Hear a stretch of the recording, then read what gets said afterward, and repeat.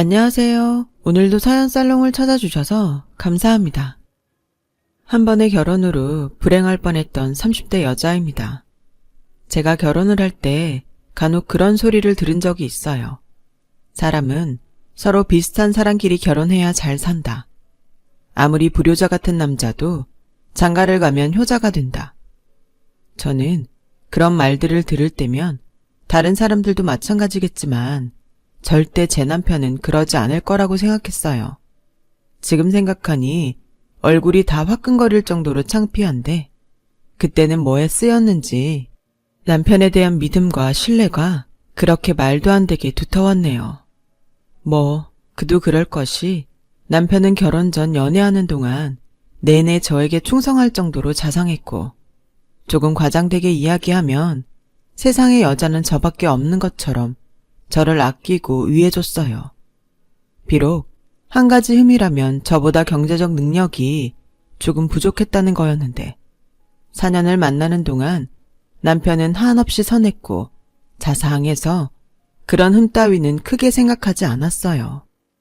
사실 저는 성격이 좀 모난 구석이 많은 사람이에요.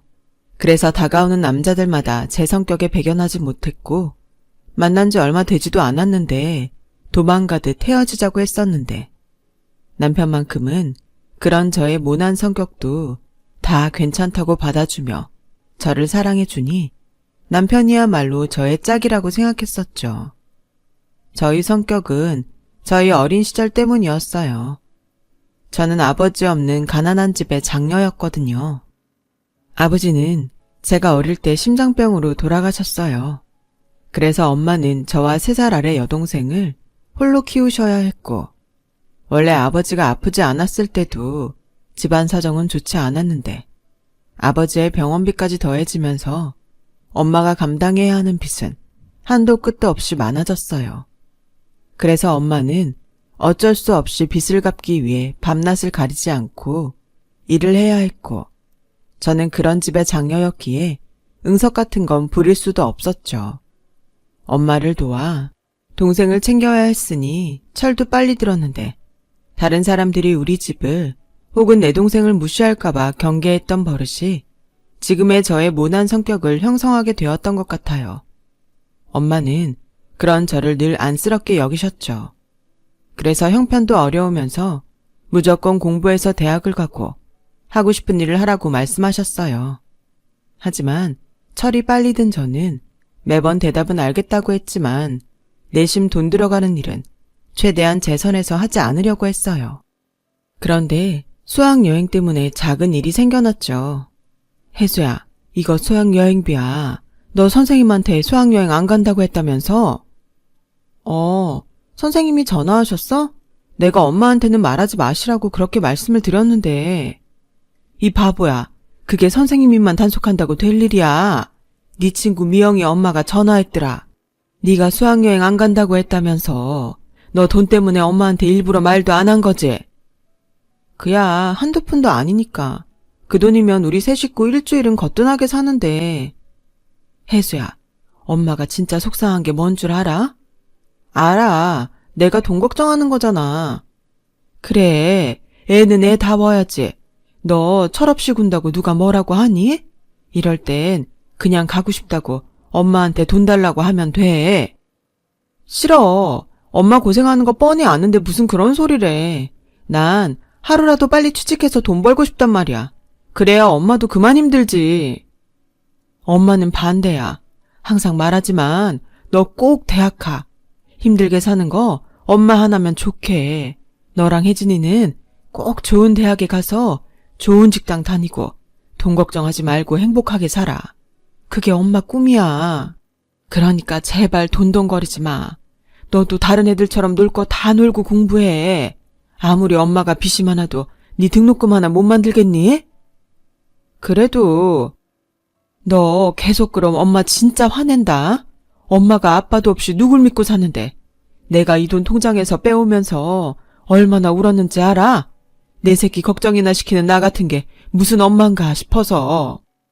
알았어. 내가 잘못했어요. 엄마 말대로 수학여행 가고 공부도 열심히 해서 대학도 갈게. 엄마가 원하는 대로 좋은 대학 나와서 좋은 직장 다닐게. 그럴 테니까 엄마 울지 마. 응? 너 진짜지? 약속해. 알았다니까.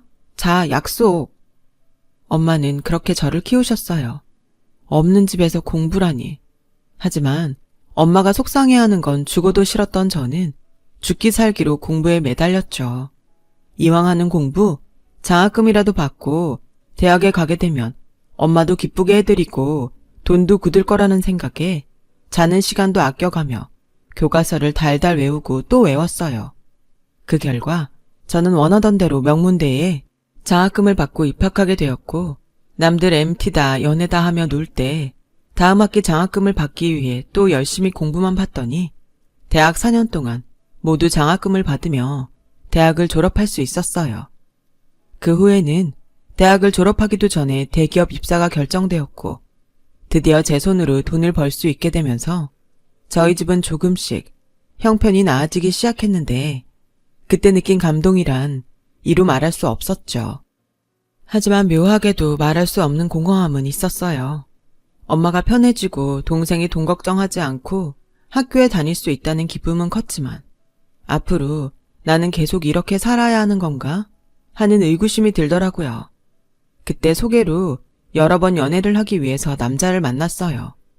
연애를 하면 뭔가 이 공허함을 채울 수 있을 것 같았거든요. 하지만 연애는 제 기준에서 공부보다 더 힘들었어요. 남녀간의 감정이라는 게 모든 걸 다 표현하지 않잖아요. 게다가 저는 성격도 그다지 사근거리지도 않았고 연애보다는 일보다는 집이 먼저다 보니 남자친구들과 3달을 넘기기가 쉽지 않았어요. 그랬던 저였는데 남편은 정말 이상할 정도로 모든 걸 다 저한테 맞춰줬어요. 일 때문에 약속이 취소가 돼도 괜찮다고 했고 자기가 뭔가 하자고 했을 때 제가 싫다고 하면 금방 알았다고 했죠. 그래서 처음엔 이 남자가 무슨 꿍꿍이가 있나 의심도 했었어요. 그동안 만났던 남자들과 달라도 너무 달랐으니까요. 하지만 남편은 제가 의심하고 밀어내면 밀어낼수록 저 아니면 안 된다고 매달리더라고요. 난생 처음 받아보는 구애에 마음이 흔들려서 시간이 많이 지나고 나서는 제가 더 남편을 좋아하게 되었답니다. 남편은 회사 근처에서 우연히 만난 사람이었어요. 저희 회사와 남편의 회사가 비교적 가까운 거리에 있었거든요. 저는 대기업에 다녔지만 남편은 중소기업이자 스타트업 회사에 다녔어요. 말로는 무슨 핸드폰 앱 프로그램을 만든다고 하던데 회사가 가깝다 보니 점심 먹는 곳과 회식하는 곳이 여러 번 겹쳤던 기억이 있어요. 저기 이런 말하면 이상하게 들릴 수 있겠지만 저 좋아합니다. 네? 저를요? 네, 처음엔 그냥 예쁘셔서 눈이 갔고요. 여러 번 같은 곳에서 마주치다 보니까 좋아하게 됐어요. 제가 어떤 사람인 줄 알고요. 그리고 제가 남자친구가 있으면 어쩌려고 그런 말씀을 하세요. 그러니까요. 제가 좀 제정신이 아니죠? 근데 얘기 안 하면 오늘도 잠을 못 잘 것 같아서요. 저도 이런 경우가 처음인데 남자친구 진짜 있으세요? 그때 남편의 얼굴은 지금도 생각하면 웃음이 나와요. 이제는 제 인생에서 지우고 싶은 인간이지만 적어도 그때 남편의 모습은 순수한 청년이었거든요. 그때 뜻밖의 고백을 받고 남편의 회사 사람들과 저희 회사 사람들의 환호와 지지에 저희는 여러 번 만남을 갖게 되었어요. 처음엔 그냥 저도 호기심으로 남편을 만났는데 만날 때마다 극진한 대우를 받다 보니까 의심이 가득한 제 마음도 홀랑 남편에게 기울더군요. 그렇게 연애를 했어요. 무려 4년 동안요. 한결같은 글을 보며 예전에는 꿈도 꾸지 못했던 결혼도 생각하게 되었고 남편이나 저희 집이나 서로 비슷한 구석이 많아서 저희는 자연스럽게 결혼을 진행하게 되었어요. 남편의 집은 시부모님의 이혼으로 남편이 저와 결혼하기 전까지 시어머니와 4살 아래 남동생과 살았는데 서로 장남이고 장녀이다 보니 얘기도 잘 통하고 서로의 마음을 누구보다 잘 알아 서로를 더 위했죠. 하지만 그런 마음은 결혼하고 얼마 안 있어 조금씩 변하기 시작했어요. 내 남편은 그러지 않을 거라고 믿었는데 의외로 부부의 사이는 아주 작은 것에서도 멀어질 수 있더라고요. 자기야, 나 아무래도 내 사업을 해야겠어. 왜? 지금 회사 좋아하는 거 아니었어? 우리 회사는 자기처럼 대기업도 아니고 서로 생각이 너무 달라.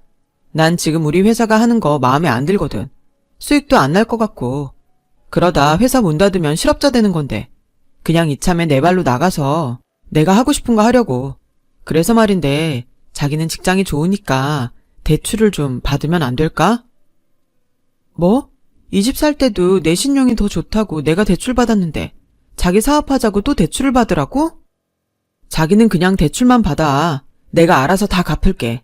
내 사업 아이템 진짜 좋거든. 벌써 하기만 하면 투자하겠다는 사람도 있어. 정말이야. 남편은 그렇게 말하고 저에게 자기 사업에 대한 이야기를 늘어놓았어요. 모두 다 적을 수는 없지만 남편의 사업 아이템은 제가 듣기에는 영 비전이 없어 보였는데요. 자기는 분명 대박이 날 거라고 입에 침이 마르도록 말했어요. 미안한데 난 사업 잘 모르지만 이건 아닌 것 같아. 일단 회사 다니면서 조금 더 생각해보자. 사업이란 게 쉬운 거 아니잖아. 우리 이 집 대출금 갚으려면 당장이 아쉬운데.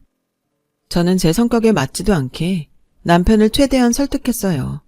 그때 당시 회사 근처 30평 대단지 아파트를 무리해서 샀기 때문에 대출금 갚는 게 그리 쉽지 않았거든요. 제 명의이긴 했지만 그 아파트를 사자고 했던 사람도 남편이었어요.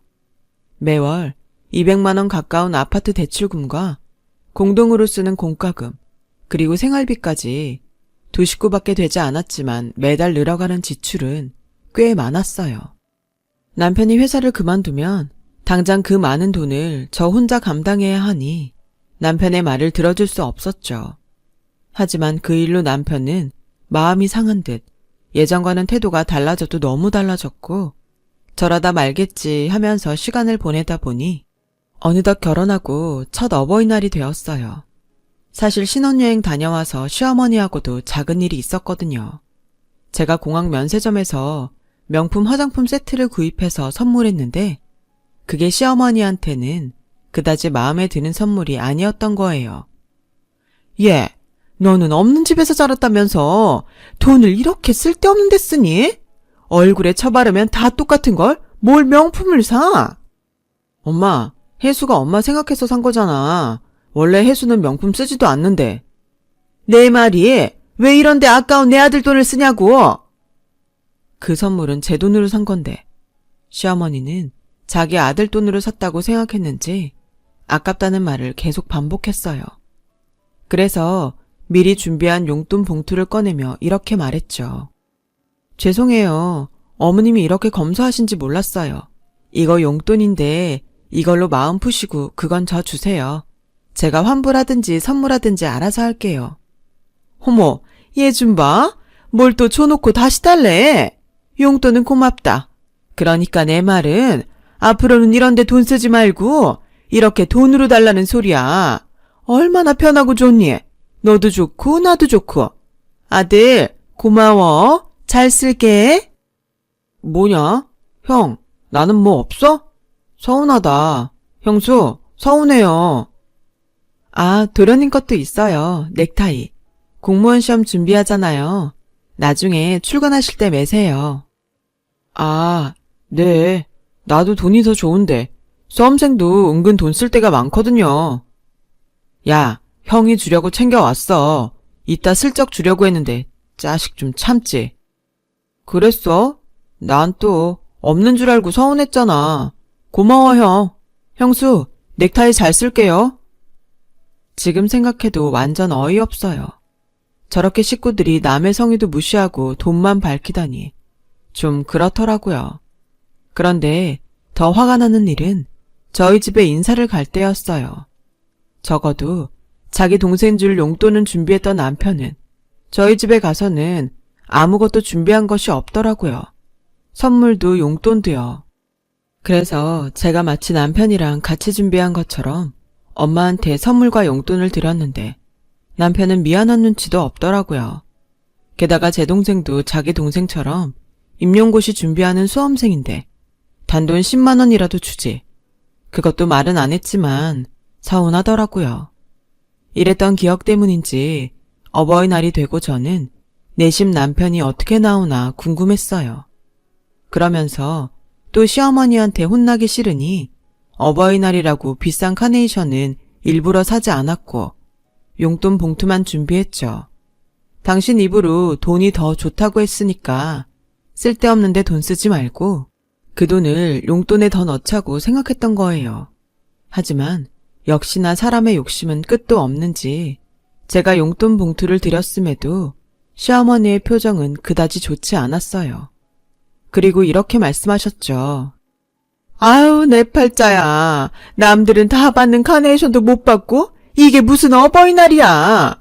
너도 참 센스가 없다. 오늘 같은 날 빈손이 웬 말이야. 지난번에 쓸데없는데 돈 쓰지 말라고 하셔서 돈이 더 좋다고 하셨잖아요. 예, 물론 돈이 더 좋지. 근데 이왕 주는 거 남들처럼 다 줄 순 없니? 내가 뭐 집을 사달래, 명품백을 사달래. 원래 시어머니란 사람들은 저렇게 염치 없이 대놓고 요구할 수 있는 건가요? 저는 가뜩이나 달갑지 않은데 또 뭐라고 하니 돈을 쓰고도 기분이 나빴고 그때였어요. 일이 밀려서 조금 늦는다던 남편이 두 손으로도 모자라게 큰 카네이션 꽃다발을 들고 시댁으로 들어왔죠. 어머, 역시 아들밖에 없어. 세상에 곱기도 하지. 나 이거 사진 찍어서 자랑해야겠다. 고마워 아들. 엄마 너무 행복하다. 엄마가 좋아해서 다행이다. 자기 언제 왔어? 나 최대한 빨리 온다고 왔는데 나 많이 늦지 않았지? 우리 그러지 말고 나가서 외식하자. 내가 소고기 쏠게. 저는 자기 식구들한테 한없이 너그러운 남편을 보고 내심 기대했어요. 적어도 카네이션을 자기 엄마 것만 사진 않았겠지 라고 생각했거든요. 그런데 곧이어 도착한 친정엄마의 문자에 저는 서운함이 폭발하고 말았어요. 글쎄 자기 엄마한테는 한아름도 모자라 양손 가득 들어야 하는 카네이션 꽃다발을 산 남편은 저희 엄마한테는 손바닥만한 바구니라고 말하기도 민망한 카네이션을 보냈더라고요. 혜수야, 정서방이 보냈어. 세상에, 내가 사위한테 이런 꽃도 받고 엄마 기분 너무 좋아. 정서방한테 네가 엄마 대신 고맙다고 전해줘. 오늘 시댁에 가서 잘하고 우린 주말에 보자. 엄마가 맛있는 거 많이 해놓고 기다릴게. 저는 시어머니가 활짝 웃을수록 화가 났어요. 그래서 일부러 시댁 식구들 보는 앞에서 남편 것보다 더 큰 카네이션 바구니를 사서 차에 실었고 시어머니는 누굴 주려고 그 비싼 바구니를 사냐며 잔소리를 늘어놓으셨는데 저도 화가 나니 필터링 없이 말이 쏟아져 나왔어요. 이따 집에 가는 길에 저희 엄마 드리려고요. 저희 엄마도 어버이시잖아요. 어머, 나한테는 돈이나 주더니 지 엄마한테는 꽃바구니를 사는구나. 자기야, 내가 장모님한테 꽃바구니 보냈는데. 봤어. 그래서 산 거야. 너무 비교돼서. 아, 오늘 대목이라고 꽃이 생각보다 비싸더라고. 미안해. 어머, 아들, 미안하긴 뭐가 미안해. 얘, 너는 꼭 그걸 이렇게 표현해야 하니? 애가 가만 보면 속이 좁아. 비싸서 못 사는 네 남편 마음도 못 헤아리니? 네, 저라면 한쪽을 좀 줄이더라도 똑같이 했을 것 같은데 이렇게 차이나게 하는 남편 마음은 모르겠어요. 뭐야? 아무래도 저는 이 자리 끼면 분란만 만들 것 같죠? 어머님 아들이 낸다고 하니까 가셔서 맛있게 드세요. 저는 저희 집에 가서 저희 가족이랑 먹을게요. 저는 황당하다 못해 금방 화를 낼 것 같은 시어머니를 뒤로하고 그대로 제 차에 올랐어요. 그제야 남편은 헉했는지 저를 쫓아왔지만 저는 차를 출발시켜버렸고 그 뒤로 계속 전화를 해댔지만 한 통도 받지 않았어요. 어머, 너 시댁 간다고 하지 않았어? 그리고 무슨 꽃을 또 사와? 받아. 나도 우리 엄마한테 큰 꽃바구니 주고 싶단 말이야. 그리고 나가자. 나가서 맛있는 거 먹자. 무슨, 너 말도 없이 와놓고 엄마 이미 혜진이랑 삼겹살 구워서 먹었어. 뭐? 고작 삼겹살? 언니, 고작이라고 하지 마. 나 딴에는 큰 마음 먹고 샀다. 아, 미안. 그럼 나도 구워줘. 성질내고 왔더니 허기진다. 언니, 너 또 성질 못 죽이고 지르고 왔지? 엄마, 거 봐. 그 사진 내가 보내지 말라고 했잖아. 너 정말 엄마가 보낸 사진 때문에 이렇게 온 거야? 엄마는 진짜 고마워서 보낸 건데. 아니야. 그냥 있다 보니까 일이 꼬였어. 내가 전에도 말했잖아. 우리 시어머니 별로라고. 그래도 네 시어머니인데 그렇게 말하면 돼? 오늘만. 원래 없을 땐 나라님 욕도 하잖아. 내가 오죽하면 이거 들고 여기까지 왔겠어. 엄마 자식은 난데 오늘은 그만 혼내. 저는 그렇게 어릴 때도 부리지 않았던 응석을 부렸어요. 확실히 결혼을 하니까 엄마 앞에서는 어리광이 늘더라고요. 이런 게 결혼이라면 애당초 하지 않는 건데. 그날 제가 결혼을 했다는 걸 얼마나 후회했는지 몰라요. 그런데요, 그런 저의 행동이 아주 효과가 없진 않았어요. 집에 돌아오니 남편이 먼저 집에 와 있었고 저한테 자기가 생각이 짧았다며 무릎까지 꿇고 싹싹 비는데 모난 성격 때문인지 그제야 마음이 조금 풀리더군요. 자기야, 내가 다시는 안 그럴게. 우리 엄마나 장모님한테 똑같이 할게. 미안해. 오늘 아침에 보니까 자기가 꽃은 살 생각이 없어 보이더라고. 나는 우리 엄마 성격 알잖아. 자기 생각해서 일부러 큰 거 산 건데 자기가 서운해할 줄 몰랐어. 내가 진짜 치사해서 말 안 하려고 했는데 자기는 자기 집만 챙기는 것 같아. 전에 도련님 용돈은 따로 챙겼으면서 우리 엄마나 내 동생한테는 10만 원도 안 주더라. 그야, 내 동생이 수험생이니까. 내 동생도 수험생이야. 미안해. 내가 생각이 진짜 짧았어. 난 자기가 나보다 더 잘 버니까. 나는 내 능력껏 하면 되는 줄 알았지. 뭐? 여기서 누가 더 많이 버는 게 왜 나오는데? 나도 말이 나왔으니까 좀 하자. 자기는 우리 생활비 나보고 똑같이 내라고 하잖아. 400번은 자기랑 300번은 내가 똑같이 내면 나라고 돈이 있겠어? 나도 내 카드값이랑 핸드폰 비용, 거기다 학자금 대출금까지 나갈 돈이 얼마나 많은데. 저는 몰랐어요. 남편이 300 조금 넘게 번다는 건 알고 있었지만 제가 모두 다 내놓고 용돈을 받으라는 것도 아닌데 돈이 없다니 놀라지 않을 수 없었죠. 제가 더 놀랄 일이 그 뒤에 기다리고 있었으니 글쎄 남편이 저한테는 말도 하지 않고 자기 멋대로 회사를 그만뒀다고 하는 거예요. 자기 미쳤어? 내가 전에도 말했잖아. 그럼 이 집 대출금이랑 생활비는? 당분간만. 나 금방 돈 많이 벌 거야. 그때 되면 내가 못 냈던 거 한 방에 낼 테니까 몇 달만 자기가 내라. 자기 돈 잘 벌잖아. 아무리 그래도 그렇지. 툭 까놓고 이 아파트 자기 명이고 자기 아파트 자기가 대출금 내는 건데, 그리고 나 공과금이랑 생활비 많이 안 나오게 전기랑 물도 조금만 쓰고 밥도 하루에 한 끼만 먹을게. 이게 말이 되나요? 회사에서 잘렸다고 하면 실업급여라도 나올 텐데 저렇게 지발로 나왔으니 저는 할 말은 많았지만 말문이 딱 막혔어요. 나 퇴직금으로 사업 시작할 거야. 자기한테 피해 안 끼친다니까. 내가 오죽 확신이 있으면 이러겠냐. 나 좀 믿고 기다려봐. 저는 한숨이 절로 나왔어요. 하지만 이미 엎질러진 물이잖아요. 그저 남편의 말대로 저한테 피해 끼치지 않고 원하는 대로 사업이 잘 되길 바랄 수밖에 없었어요. 그렇게 반년이 흘렸고 저는 좋은 기회가 생겨서 회사에서 중요한 프로젝트를 맡게 되었어요. 이걸 성공시키면 연봉과 승진에 분명 도움이 될 것이 분명했기에 저는 또 죽기 살기로 매달렸고요. 돈이 간절했으니까요. 그래서 집에 못 들어가는 일도 많고 휴일에도 나와서 일을 하는 날도 많았는데 한 번은 퇴근하고 녹초가 되어서 집에 들어오니 집안 꼴이 정말 말도 안 되게 엉망이었어요. 남편은 때마다 라면이나 즉석밥으로 끼니를 때웠는지 다 먹은 용기들만 싱크대와 식탁에 놓여 있었고 빨래를 못하니 며칠씩 같은 옷을 입고 나갔다고 하던데 그즈음 남편은 나라에서 저렴하게 빌려주는 작은 사무실인지 뭔지를 얻어 본격적으로 사업을 하고 있었어요. 괜히 남편한테 미안한 마음이 들더군요. 분명히 불편했을 텐데 단 한 번도 저에게 불평불만을 하지 않았거든요. 그래서 그 달에 프로젝트가 끝나고 난 후 아주 오랜만에 휴가를 냈어요. 밀린 청소도 하고 빨래도 하고 남편이랑 저녁에 맛있게 먹을 음식도 하려고 모처럼 대형 마트를 찾았죠.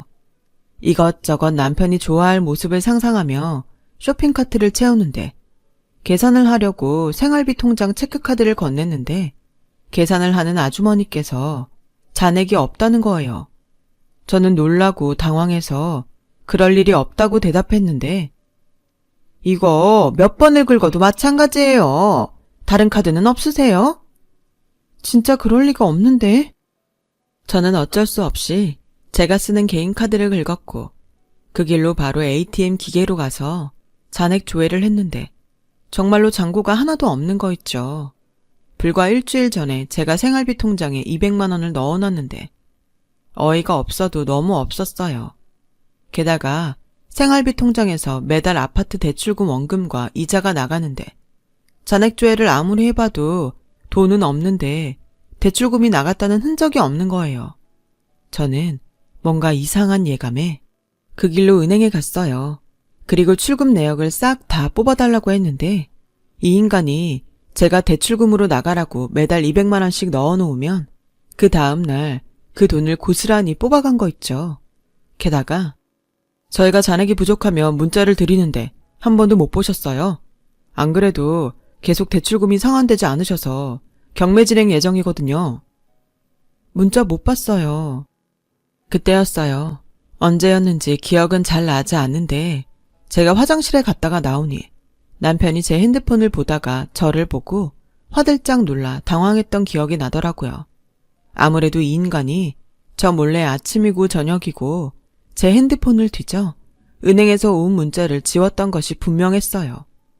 세상에, 어떻게 이럴 수가 있어요? 저는 너무 화가 나서 당장 남편을 찾아갔어요. 자기야, 여기는 무슨 일이야? 지금은 회사에 있어야 하는 거 아닌가? 똑바로 말해. 생활비 통장에서 돈 빼다 어디에 썼어? 그거 내가 급하게 쓸 때가 있어서 썼어. 미안해. 급해? 얼마나 급했으면 매달 대출금 갚는 돈에 손을 대? 우리 집 경매로 넘어가게 생겼어. 그거 다 어디에 썼는데? 설마 나한테 피해 안 준다고 하더니 그 돈으로 사업했니? 아니야. 그건 최근에 딱 한 번. 그건 최근이야. 그럼 3달 동안은 어디에 썼는데? 설마 바람났니? 사람을 뭘로 보고 우리 집 갖다 줬어. 뭐? 어머님한테 드렸다는 거야? 왜? 엄마가 3달 전에 허리를 다치셔서 일을 못해. 내 동생은 수험생이고 당장 돈 나올 구석이 없으니까 나한테 전화가 왔더라고. 생활비 좀 달라고. 그래서 그 생활비를 이 돈으로 드렸다? 그럼 어쩌냐. 우리 엄마랑 내 동생 당장 굶게 생겼는데. 아니, 어머니야말로 일을 못하시면 실업급여라도 타시면 되지. 우리 엄마가 정규직도 아닌데 무슨 실업급여를 타. 내가 좀 있으면 상품 출시하거든? 조금만 기다려줘. 집 경매돼도 내가 더 좋은 집 사줄게. 그러니까 대출금 갚는다 생각하고 우리 집에 200만 원씩 생활비 좀 주라. 응? 자기 돈 잘 벌잖아. 됐어. 능력도 없으면 못 드린다고 해야지. 지금 이게 말이 되니? 곧 있음 내 동생 시험도 봐. 이번에는 합격할 것 같다고 했어. 그럼 앞으로 내 동생이 알아서 할 텐데 그 전까지만 장남 노릇 좀 하면 안 되냐? 어이없어. 남의 돈으로 너는 장남 노릇이 하고 싶어? 나는 뭐 돈이 많아서 혼자 다 감당하고 있는 줄 알아? 자기 멋대로 저지른 거 그래도 혼자 꾸역꾸역 참아가면서 버티고 있었는데 뭐가 어쩌고 어째? 몰라. 툭 까놓고 내가 왜 회사를 그만둘게. 이게 다 네가 나보다 잘나서 그런 거야. 사람들이 다 와이프 돈 잘 벌어서 좋겠다고 비아냥거리는데 나는 뭐 자존심도 없냐? 그래서 사업해서 너보다 더 잘 나가고 싶었어. 그래서 이렇게 된 거라고. 그러니까 네 책임도 있는 거야. 남편은 그렇게 씩씩거리면서 화를 냈어요. 내 책임이라니. 궤변도 그런 궤변이 없더라고요. 결국 아파트는 경매로 넘어가게 둘 수 없으니 엄마가 붓고 있던 적금을 깨고 해결해 주셨는데 태어나서 한 번도 그렇게 엄마한테 손을 벌려본 적이 없었는데 너무 죄송하고 또 남편에 대한 원망이 깊어졌어요. 엄마, 미안해. 저렇게 뻔뻔한 사람인지 몰랐어. 나 이혼할까봐. 혜수야, 엄마는 네가 어떤 선택을 해도 믿어. 근데 정서방도 중간에서 오죽 곤란했으면 그랬겠니. 네 말대로 능력도 없는데 도움 바라는 자기 식구를 외면하는 게 힘들었을 거야. 그래도 이건 아니지. 하마터면 알지도 못하고 집이 넘어갈 뻔했는데. 정서방도 이번에 많이 배웠을 거야. 이참에 네 시어머니가 이 사실을 알면 너한테도 잘하지 않을까? 어찌됐든 해결했잖아. 엄마가 그동안 모은 돈이 날아갔잖아. 날아가긴 자식 집 해줬다고 생각하면 싸지. 너 시집갈 때 엄마한테 한 푼도 안 가져갔잖아. 그거 줬다고 생각하면 돼. 난 싫어. 내가 갚을 거니까 엄마 기다려. 알겠지? 알았어. 천천히 갚아도 돼. 엄마 돈 벌잖아. 그리고 우리 혜진이 선생님 되면 진짜 우리는 네가 걱정 안 해도 돼. 아, 맞다. 혜진이 다음 달이 시험이지. 내가 진짜 신경도 못 쓰고. 혜진이 내 딸이거든? 내가 신경 쓰고 있으니까 시집간 딸은 딸만 생각해. 시집 갔으면 친정은 좀 잊고 살아. 엄만 네가 진짜 잘 살았으면 좋겠어.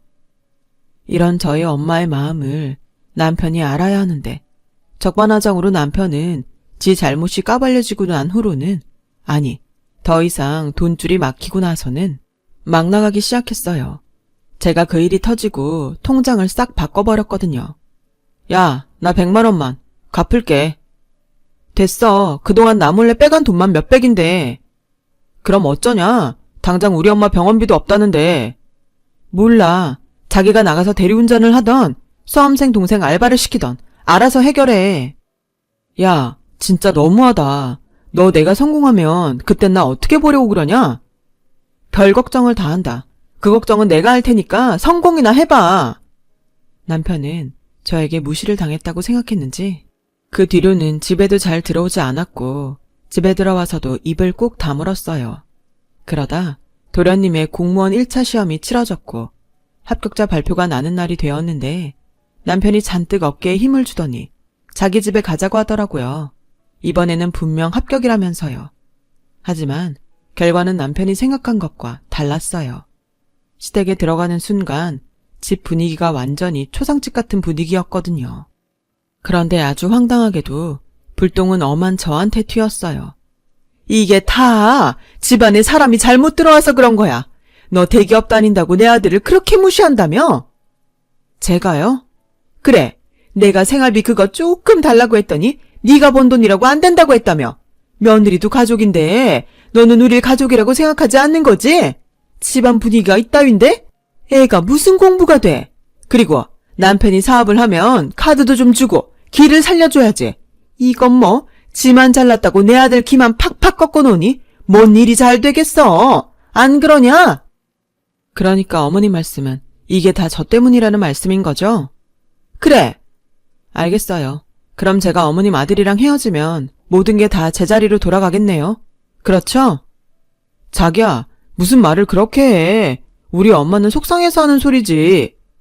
아들, 가만히 있어. 너 내 아들 신세 다 망쳐놓고 이제 와서 헤어지겠다는 거냐? 그래, 좋다. 너 그럼 내 아들이랑 헤어지는 대신 네 앞으로 되어 있는 아파트 내놓고 가. 우리 애한테도 위자료는 있어야지.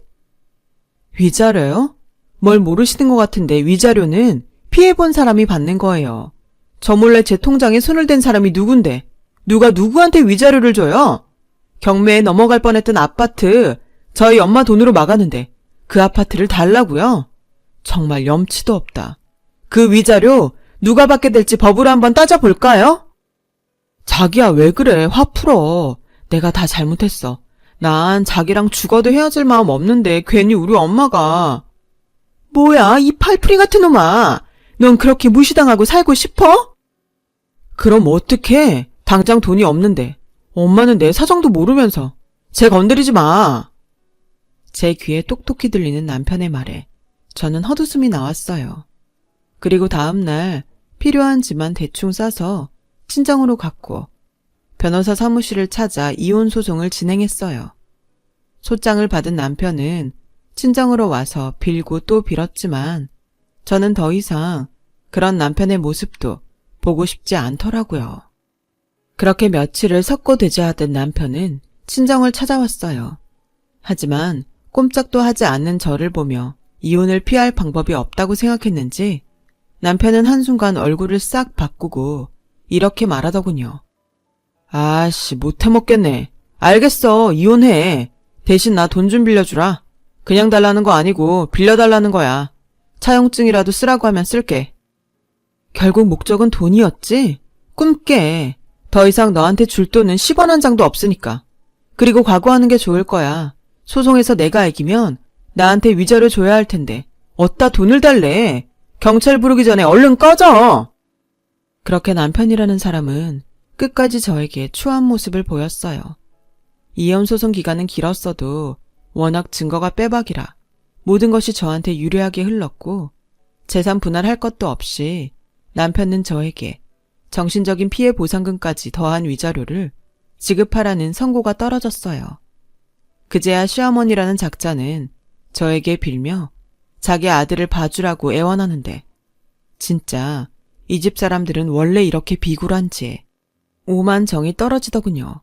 그러게 애당초 잘했으면 오죽 좋아요. 그렇게 아나무인 욕심만 많더니 그 끝이 딱 자기들이랑 어울렸던 거 있죠. 그 후 저는 살던 아파트를 월세로 주고 친정에 들어가 살았어요. 그리고 2년이 지난 지금 아파트 가격이 꽤 많이 올랐길래 얼마 전 매매를 했고 그때 경매로 넘어갈 뻔했을 때 엄마가 해결해줬던 돈에 이자를 몇 배로 쳐서 갚아드렸어요. 엄마는 필요 없다고 내내 거절했지만 그 돈이 어떤 돈인지 제가 뻔히 아는데 절대 그럴 수 없다고 버티니 어쩔 수 없어서 나중에는 받으셨어요. 나중에 제 동생 결혼할 때 그 돈으로 혼수를 하시겠다면서요. 아, 제 동생은 그때 누구와는 다르게 임용고시에 합격했어요. 그리고 경기도 소재의 중학교에서 영어를 가르치는데 벌써 남자친구가 생겼다는 거 있죠. 비록 저는 인생의 쓴맛을 봤지만 제 동생은 연애도 결혼도 모두 해피엔딩이 되었으면 좋겠어요. 동네가 좁다 보니 들려오는 소문에 남편은 사업이라고 말하기도 민망할 정도로 쫄딱 망해서 다시 이력서를 들고 여기저기 기웃거리고 있는 것 같던데 부디 이번 생에는 다시 만나는 일은 없었으면 하는 바람입니다. 마지막으로 어렵게 다시 찾은 제 인생, 이번에는 해피엔딩이 될 수 있도록 다시 열심히 살아보려 해요. 그럼 언젠가 저도 진짜 해피엔딩을 맞이할 수 있겠죠?